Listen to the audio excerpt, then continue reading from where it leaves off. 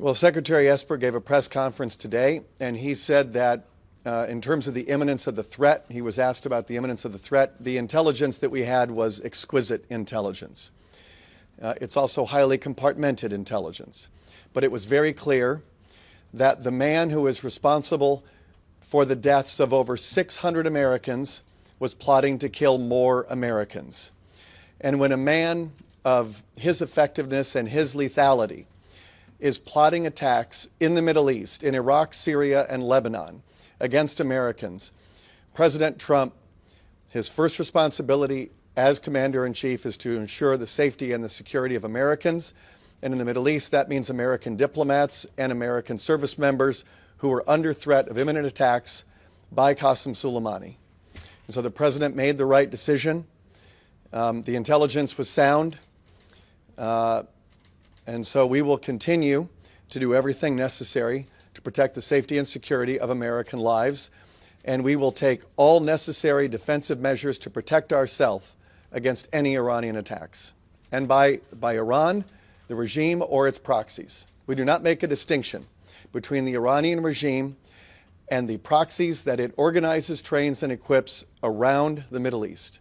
Secretary Pompeo, I believe, has said, and I, since I'm in Los Angeles, I don't have the latest on the specific meeting you mentioned with Congress, but in due course, I know that we will share the intelligence that we are able to with the Congress. In the President's National Security Team, when they looked at the intelligence, as we did, it was very clear that we were dealing with a man who is very effective and has been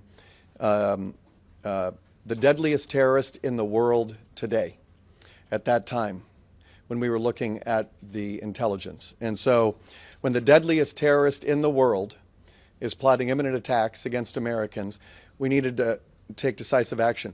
If we had not taken decisive action and hundreds of Americans were killed, we would be standing here today and you would be asking me, why didn't you do more to eliminate Qassem Soleimani?